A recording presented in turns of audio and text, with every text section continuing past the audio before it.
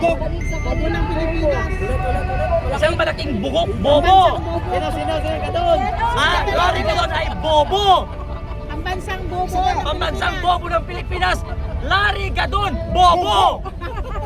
Natin mo, saan ka makakita ang presidente sabi niya na adik? Eh, ang galing-galing magsalita. Eh, matalino ba yung tatawagin mo? Mabuhay ang mga Pilipinas! Ilan ba ang Pilipinas? 10. Isa lang ang Pilipinas, pero milyon ang Pilipino na walang tiwala sa iyo, Bongbong Marcos. Diba? Sino ang pambansang bobo? Lari Gadon. Yan ang pambansang bobo sa Pilipinas, Lari Gadon. Sir, may tayo. Ano motibo ni Bang Aquino? Bakit nagayag siya na ibalik sa Pilipinas? Seryoso ba siya sa kanyang kanyang or nakuha siya na silban siya ng mga... Para lang makipagplastikan, mga plastic man yan sila eh. Eh sabihin niya, kailangan ibalik si Pierre dito. Para sa next election, makatakbo naman siya ulit. Di ba? Nagawin niya na... Kaya itong mga estudyante na bumoto kay Bang Aquino, wala akong mga bobo yan. Kaya lang nila binoto si Bang Aquino dahil si Bang Aquino daw ang ng libreng kolehiyo. Si PRRD nag-ano, pero Ang principal author niyan, libreng kolehiyo na yan, si Ralph Recto. Kaya lang nasali dyan sila Bang Aquino kasi natural, Congress, senator sila eh. Pipirma sila doon. Hindi lang si Bang Aquino ang pumirma. Lahat ang senator. Pangatlo, yan, isinulong din yan na batas ni Miriam Defensor. Kaso, hindi na-aprobahan nung time ni Gloria kasi wala daw budget. Pumalit na naman si Noynoy Aquino, hindi aprobahan kasi wala daw budget. Dumating si PRRD, galit ang gabinete. Huwag mong pirmahan PRRD, walang budget ang Pilipinas. Pero dahil sa mga estudyante, pinirmahan ni PRRD kahit walang budget ang Pilipinas. Kaya kayo mga estudyante nag-aaral sa mga libreng school, huwag masyadong bobo. Mag-research din kayo, huwag lang kayo tumutok sa kung anong tinuturo ng teacher sa inyo. wag na magpa-recruit at Huwag na magpa-recruit sa iyo, Kabataan Party List, mga kaliwang grupo. Pag ang teacher dyan sa mga university, mga professor dyan, nagturo ng kung ano-ano, tusukin nyo ng ballpen ang mata ng mga professor sa UP Diliman, UP, puro mga bugok ang mga professor dyan. Kasi kung hindi ka bugok na professor, bakit mo hayaan ang estudyante mo mamundok? Diba? Ano bang ituturo sa estudyante? Labanan ng magulang. Pero yun ang sasabihin ng bata, estudyante, bakit tungkulin ko mga buhayin ko ang mga magulang ko? Kakasuhan mo pa ang magulang mo? Eh di ba kabugok-bugok mo nun, nag-aral ka pa. Yang si Rene ko, iiwan ka niyan. Pero yung nanay mo nagpalaki sa'yo. Ayun ka naman hinahanap ni Rene ko dahil malaki ka na, napapakinabangan ka na eh.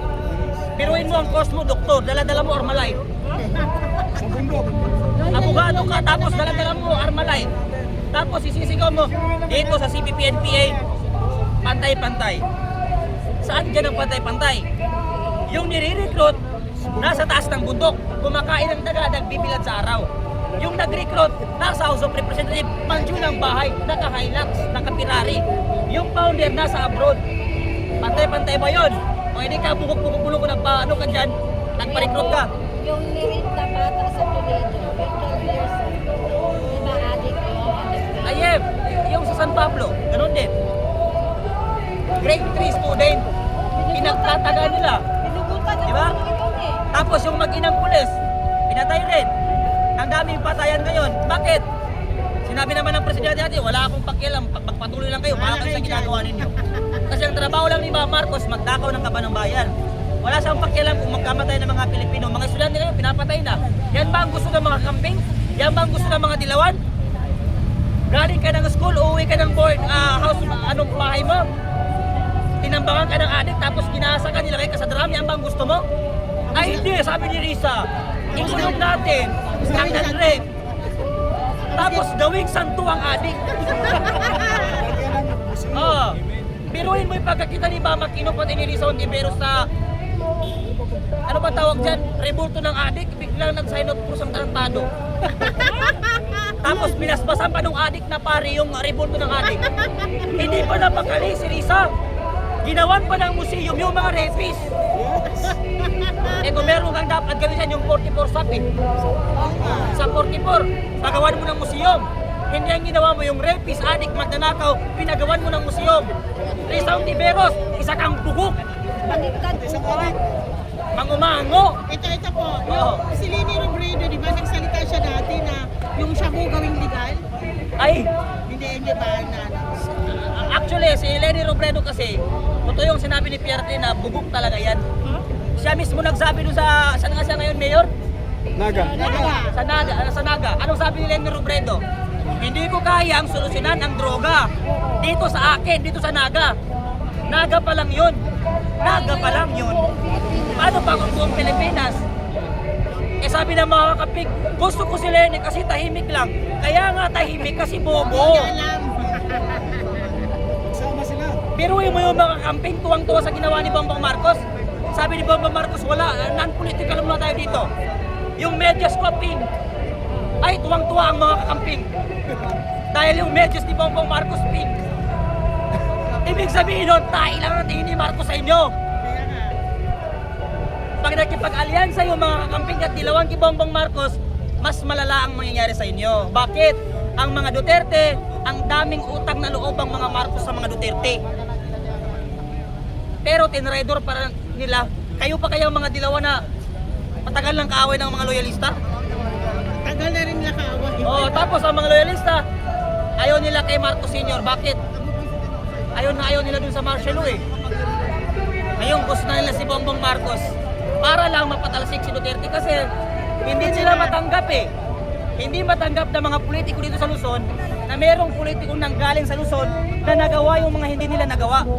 At yung mga taga Luzon naman, galit na galit kay PRRD. Bakit? Hindi sila sanay sa leader na matapang at matalino.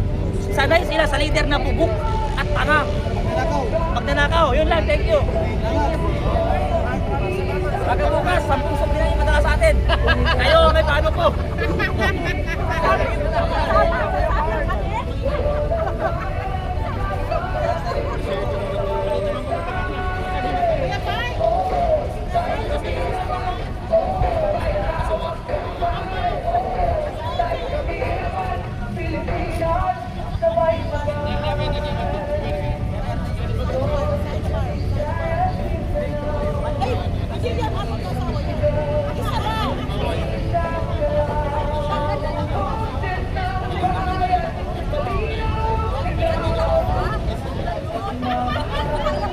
Dapat dito sa tao na ito hulihin na kasi sobrang abusado na harap-harapan ang pambabastos sa gobyerno.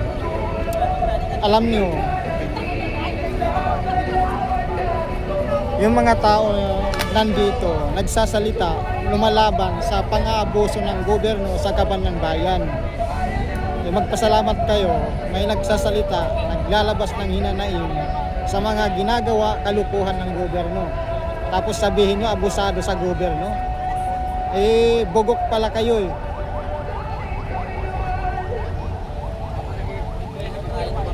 Bilyon-bilyon ng kaban ng bayan, winawaldas ng mga congressman na ng gobyerno ngayon.